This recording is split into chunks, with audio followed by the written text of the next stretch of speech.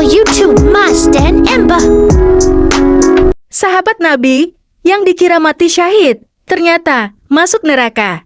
Waktu itu, Nabi Muhammad SAW sudah berhijrah dari Makkah ke Madinah yang dahulunya bernama Yastrib. Akan tetapi, kaum musyrikin Quraisy masih saja terus merongrong ketentraman muslimin. Apalagi setelah kekalahan orang-orang kafir dalam Perang Badar pada tahun kedua Hijriah. Mereka menaruh dendam kesumat pada Rasulullah SAW dan para sahabat. Kira-kira 1 tahun kemudian, kesempatan untuk melampiaskan kebencian itu akhirnya tiba. Perang Uhud menjadi salah satu bukti nyata provokasi dari orang-orang musyrik yang tidak pernah ridha akan syiar Islam. Dalam pertempuran tersebut, pasukan muslimin berjumlah sekitar 700 orang. Rasulullah SAW memimpin langsung mereka, baik selama penyusunan strategi maupun di medan jihad. Sementara itu, kaum musyrikin yang berangkat dari Makkah berjumlah lebih banyak, tidak kurang dari 3.000 orang. Kalah jumlah, tak berarti surutnya semangat jihad muslimin. Bahkan tekad para sahabat Nabi SAW semakin kuat untuk melawan musuh-musuh Allah. Mati syahid pun menjadi sebuah kerinduan. Melindungi Rasulullah SAW menjadi sebuah dorongan hati yang teramat kuat. Di antara penduduk Madinah yang berangkat ke medan pertempuran ialah seorang lelaki bernama Qotsman. Ia ikut dalam kubu muslimin. Tentara Quraisy berkemah di selatan Bukit Uhud. Abu Sufyan mengelompokkan mereka menjadi infanteri di bagian tengah dan 2 sayap kavaleri di samping. Sayap kanan dipimpin Khalid bin Walid. Waktu itu belum memeluk Islam. Adapun sayap kiri dikomandoi Ikrimah bin Abu Jahl. Baru masuk Islam ketika pembebasan Makkah. Tiap kelompok itu terdiri atas 100 orang pasukan. Abu Sufyan juga menempatkan 100 pemanah di barisan terdepan. Bendera dan panji-panji. Kebesaran Quraisy di bawah Talha bin Abu Talha. Hari yang dinanti pun tiba. Sejak semula, pertempuran berlangsung sengit. Namun, atas izin Allah Subhanahu wa Ta'ala, pasukan muslimin mulai dapat menguasai keadaan. Bahkan, kemenangan sudah terasa jelas berada di pelupuk mata. Bala tentara musuh pontong-panting berlarian dari medan perang. Para sahabat Nabi SAW pun berucap syukur. Sebagian mukminin mengumpulkan harta benda yang ditinggalkan para musuh Allah di atas tanah. Rasulullah SAW sudah menugaskan sekelompok pasukan agar tetap berjaga-jaga di atas bukit. Walaupun kaum muslimin yang bertempur di lembah tampak sudah bisa mengusir musuh. Namun, mereka justru melalaikan tugasnya. Alhasil, kelompok yang dipimpin oleh Khalid bin Walid berhasil menyerang balik kaum muslimin dari atas bukit.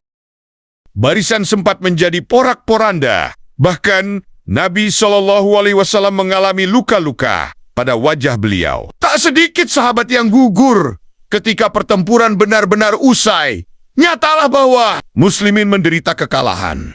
Sementara, kaum musyrikin kembali ke Makkah dengan rasa puas. Dendam yang tertanam dalam diri mereka sejak Perang Badar telah terlampiaskan. Sewaktu meletusnya Perang Uhud, Qotsman terlibat penuh membantu kaum muslimin. Ia bahkan berhasil membunuh 7 atau 8 orang musyrik karena keberaniannya. Memang tidak dapat diragukan. Namun, ia terluka parah sehingga berhenti bertempur dan dibawa ke perkampungan Bani Ja'far. Kaum muslimin berkata kepadanya, "Demi Allah, hari ini engkau telah membuktikan keberanianmu. Karena itu, bergembiralah menyambut surga." Saat lukanya kian parah, ia mengambil anak panah dari selongsongnya, lalu memakainya untuk bunuh diri. Hadis riwayat At-Tabari. Kisah Qotsman ini turut diceritakan oleh Syekh Mahmud Al-Misri dalam Ensiklopedi Akhlak Rasulullah Jilid 1. Qotsman yang terluka menjadi tidak sabar untuk segera mati karena tidak tahan dengan rasa sakit yang menimpanya. Dia pun menusukkan pedang dotkai dadanya hingga menembus punggungnya. Setelah sahabat kembali kepada Rasulullah SAW dan berkata, "Aku bersaksi bahwa engkau adalah utusan Allah." Rasulullah SAW bersabda, "Apa yang membuatmu berkata seperti itu?" Sahabat tersebut menjawab, "Tidak ada seorang pun di antara kita yang dapat menandingi kehebatan Qotsman." Kata seorang sahabat yang menyaksikan jenazah Qotsman. Jasad Qotsman ditemukan terbaring di atas tanah. Ada banyak luka akibat tebasan pedang di sekujur tubuh. Mendengar perkataan itu, Nabi Muhammad SAW menjawab, "Sungguh, dia itu termasuk golongan penduduk neraka." Para sahabat menjadi bingung. Bagaimana mungkin seseorang yang telah berjuang dengan gagah berani di medan pertempuran Uhud justru berakhir di neraka? Nabi SAW mengungkapkan, sejak awal, niat yang muncul dalam hati Qotsman sudah keliru. Sebab, lanjut beliau, lelaki tersebut sebelum berangkat ke medan perang terlebih dahulu berkata, "Demi Allah aku berperang, bukan karena agama, tetapi hanya sekedar menjaga kehormatan Madinah, agar tidak menghancurkan kaum Quraisy. Aku hanya sekedar untuk membela kehormatan kaumku." Ditembak lagi. Qotsman ternyata mati, bukan karena ditebas pedang musuh, melainkan bunuh diri. Menurut Nabi SAW, warga Madinah itu nekat mengakhiri nyawanya sendiri karena tidak tahan menanggung kesakitan akibat luka-luka yang dialaminya.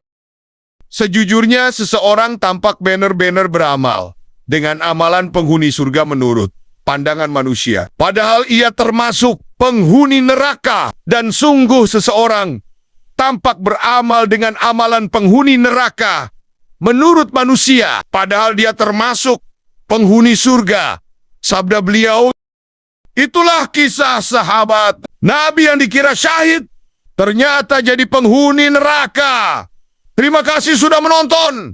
Semoga video ini bermanfaat. Subscribe, like, share, dan komen.